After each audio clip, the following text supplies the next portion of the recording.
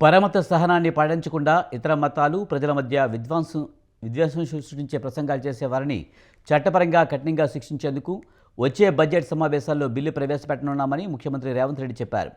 హైదరాబాద్లోని ఎల్బీ స్టేడియంలో ప్రభుత్వం నిర్వహించిన క్రిస్మస్ వేడుకలో ఆయన ముఖ్య అతిథిగా పాల్గొన్నారు. ప్రపంచవ్యాప్తంగా అన్ని దేశాల్లో ఒకే రోజు క్రిస్మస్ పండుగను జరుపుకుంటారని, మానవుడే దేవుడిగా మారిన యేసు ప్రభువు జన్మదినం ప్రపంచానికి గొప్ప పండుగని అభివర్ణించారు. రాష్ట్రంలో ప్రజలు ఎవరైనా సరే వారికి నచ్చిన మతాన్ని, సాంప్రదాయాలను ఆచరించవచ్చునన్నారు. అదే సమయంలో ఇతర మతాలను రెచ్చగొట్టేలా సామాజిక మాధ్యమాలు, వేదికల్లో ప్రసంగాలు చేస్తే సహించబోమని చెప్పారు. విద్వేష ప్రసంగాలు నిరోధంపై కర్ణాటక శాసనసభలో 2 రోజుల క్రితమే బిల్లును ప్రవేశపెట్టారని, ఇదే తరహాలో తెలంగాణలోనూ కఠినంగా వ్యవహరిస్తామన్నారు.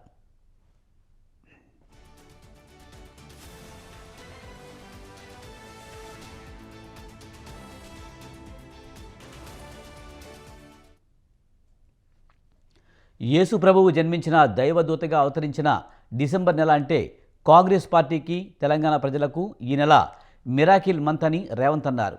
కాంగ్రెస్ పార్టీ అగ్రనేత సోనియా గాంధీ ఈ నెలలోనే జన్మించారని చెప్పారు. తెలంగాణ బిడ్డల ఆత్మ బలిదానాలను చూసి చలించిపోయిన ఆమె డిసెంబర్లోనే తెలంగాణ ఏర్పాటుపై ప్రకటన చేశారని గుర్తు చేశారు. 2 ఏళ్ల క్రితం ఎల్బీ నగర్ స్టేడియంలో ప్రజాపాలనకు శ్రీకారం చుట్టామన్న రేవంత్ 4 కోట్ల మంది ప్రజలకు శాంతితో పాటు సంక్షేమాన్ని అందిస్తున్నామని స్పష్టం చేశారు.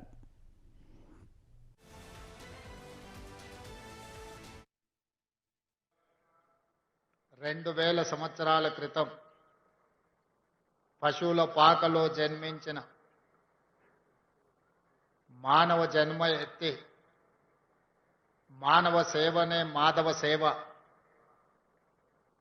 ప్రేమను పంచాలి, శాంతిని పెంచాలి అని సందేశాన్నిచ్చి మానవుడే దేవుడుగా మారిన యేసు ప్రభు యొక్క జన్మదినము ప్రపంచానికే ఒక పెద్ద పండుగ.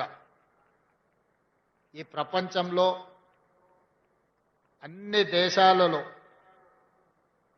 ఒకేసారి జరుపుకునే పండుగ ఏదైనా ఉందంటే అది ఒకే ఒక్క పండుగ, క్రిస్మస్ పండుగ. యేసు ప్రభు యొక్క జన్మ ఈ లోకానికి శాంతిని, ఈ లోకానికి ప్రేమను అందించింది. దారి తప్పిన బాధితులకు సన్మార్గాన్ని సూచించి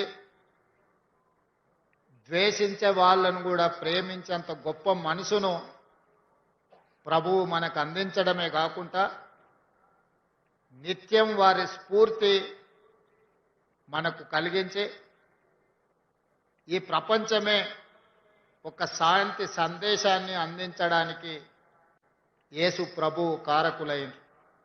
అందుకే వారు జన్మించిన మాసము December month is miracle month. ప్రపంచంలోనే అద్భుతం జరిగిన మాసం ఏదైతే ఉన్నదో అది డిసెంబర్ మాసం.